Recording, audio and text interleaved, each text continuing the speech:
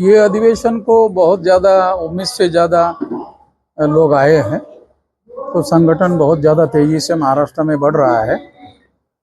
और ये शायद इसलिए कि अभी महाराष्ट्र में कोई संगठन बचा नहीं है, तो इसलिए अभी प्रातिनिधिक संगठन के तौर पर यही संगठन आने वाले समय में महाराष्ट्र का नेतृत्व करेगा, ऐसा मेरा यकीन है, विश्वास है।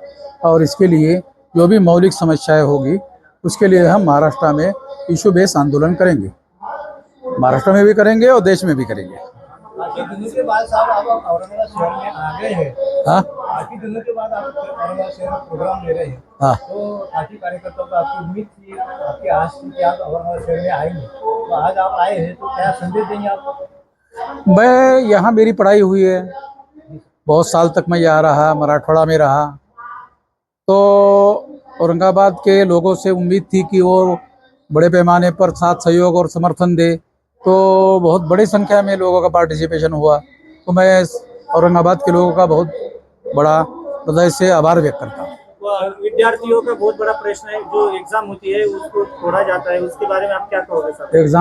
एग्जाम की जो ये होती है, पेपर लीक होता है, हाँ, उसके लिए बड़ा आंदोलन खड़ा हुआ है। हाँ, वो उसके लिए हम अलग से आंदोलन करेंगे, क्योंकि ये ऐसा लग रहा है कि जो जानकारी लीक होके आ रही है इसमें सरकार का इंटरेस्ट लग रहा है, क्योंकि सरकार रिक्रूटमेंट करना नहीं चाहती है, मगर रिक्रूटमेंट का नाटक जरूर करना चाहती है। जब रिक्रूट करना चाहते हैं और विद्यार्थियों को आंदोलन के बजाय लोगों को एंगेज कर देते हैं।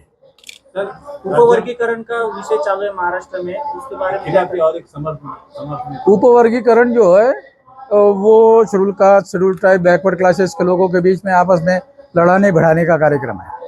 ये जो राज्यों का अधिवेशन आज लिया गया है, तो कितने राज्यों से लोग यहाँ पर आ जाएंगे? ये केवल महाराष्ट्र का है, 36 जिलों से लोग आए हैं। हाँ, कितनी संख्या में लगभग? अब ये संख्या अभी हमने गिनती नहीं किया है, अभी गिनती करेंगे। वो बहुत ज़्यादा लोग थे, तो ये सारा समाप्त होने के बाद करना पड़ेगा। मगर आपने आंखों से देखा तो आप अपना आंकड़ा आपको जो लगता है। एक बात ऐसी है कि जो उपवर्गीकरण का आंदोलन यहाँ महाराष्ट्र में, उपवर्गीकरण का आंदोलन जो महाराष्ट्र के अंदर कर रहा है, तो दलित संगठनों का ये आरोप है कि ये समर्थन में जो आंदोलन कर रहे हैं इनको आरएसएस बीजेपी के साथ है। नहीं, हम समर्थन में इसलिए कर रहे हैं इसका समर्थन वर्गीकरण का, क्योंकि एक जाति के लोगों को महाराष्ट्र में और नॉर्थ इंडिया में एक जाति को टारगेट करके दूसरे जाति के लोगों को बीजेपी के कैंप में घुसाने का कार्यक्रम है। वो दूसरी जाति के लोगों को ऐसा लगता है कि हम तो देने के लिए कर रहे हैं, वो भ्रम उनके दिमाग में भ्रम पैदा करने, हमको देना चाहते हैं। ये सब ले रहे हैं, नॉर्थ इंडिया में एक जाति के ले रहे हैं, महाराष्ट्र में एक जाति के ले रहे हैं। मैं दोनों जाति के लोगों का नाम नहीं ले रहा हूँ, मगर आप लोगों को पता है वो महाराष्ट्र में कौन सी जाति है और नॉर्थ में कौन सी जाति है। उसको टारगेट करके शेड्यूल कास्ट के लोग बीजेपी में जाना नहीं चाहते, तो शेड्यूल कास्ट के लोगों को साले बीजेपी में आना नहीं चाहते। ये अम्बेडकर की बात करते रहते, और जब तक अम्बेडकर की बात करते रहते तब तक साले बीजेपी में आते नहीं है। तो इनको आपस में लड़ाना पड़ेगा, भिड़ाना पड़ेगा, और हम तुमको दे रहे हैं ऐसा आभास पैदा करना पड़ेगा। देना लेना कुछ नहीं है, क्योंकि संविधान के अनुसार ये लिस्ट का वर्गीकरण नहीं कर सकते। प्रमुख अतिथि कौन थे आज? ये पम्पलेट में है, ये मेरा छोटा ये सब्जेक्ट थोड़ी है सर। ये कोई ऐसा सवाल पूछो जो मैं जवाब नहीं दे सकता।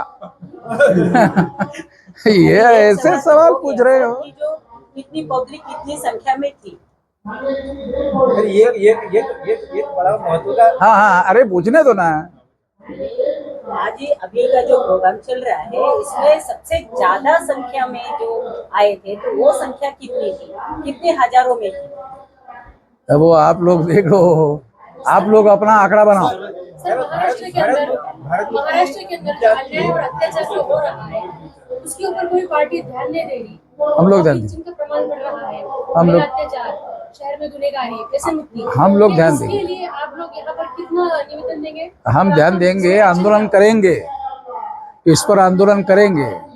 दिल्ली के अंदर जो बच्चों का आंदोलन कर रहा था, कांग्रेस पार्टी को लेकर जो आंदोलन कर रहा था, काफी तरह से बच्चों को चोट पहुंचे, वहाँ पर अतिरेक किया गया है, उसके बारे में सारे देश के नेशनल मीडिया ने उसको हाईलाइट किया, तो मेरे मन में आशंका है कि सारे देश के मीडिया ने उनको हाईलाइट किया, तो ये कहीं बनाव तो नहीं है उन लोगों का कि कोई दूसरा आंदोलन खड़ा ना हो, तो इसलिए क्योंकि आंदोलन तो अभी हमारा ही आ रहा है, नेशनल लेवल पर हमारा ही मामला आ रहा है, उसको डाइवर्ट करने के लिए तो ये मामला नहीं किया गया। सर 2029 में आपकी क्या तैयारी रहेगी? हाँ? 2029 में आपकी क्या तैयारी रहेगी? तैयारी भारत मुक्ति मोर्चे ये की क्या के क्या लिए, तैयारी अधिवेशन क्या के लिए हो रहा है?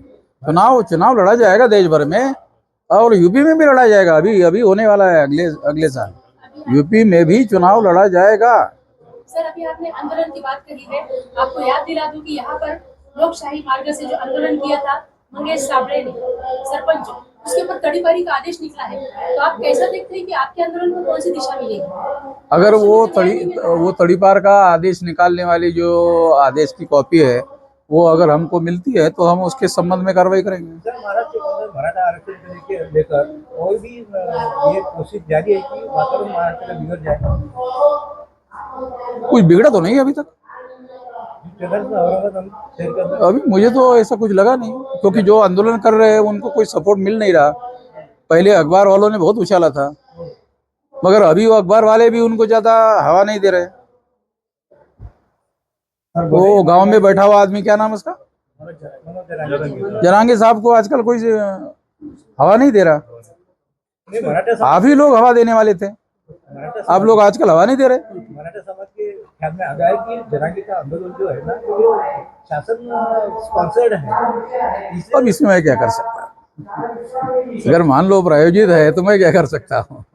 सबसे आखिरी महंगाई बढ़ती जा रही है, किसानों की आत्महत्या के जो प्रमाण है बढ़ता जा रहा है। नहीं, वो सारे इशू है, उस पर हम आंदोलन, क्योंकि अब ये भारत मुक्ति मोर्चा जो है वो आंदोलन करने के लिए बना है।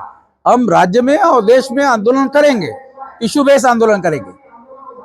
अम्बेडकरी मूवमेंट में मोहम्मद मिश्रा को इंटेलेक्चुअल पॉलिटिशियन बोलके माना जाता है, तो इसके आगे आपका क्या ये रहेगा समझते हैं? अगर किसी को ऑब्जेक्शन हो कि मैं इंटेलेक्चुअल नहीं हूँ तो वो मेरे साथ बहस कर ले। नहीं है ऐसा। हाँ?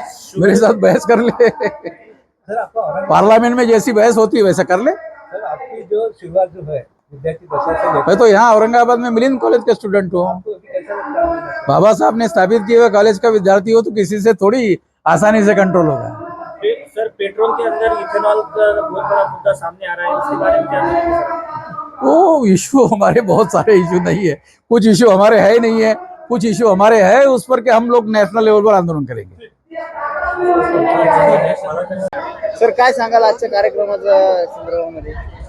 सर्वांना या ठिकाणी सर्वप्रथम जय शिवराय, जय भीम, जय मूलनिवासी।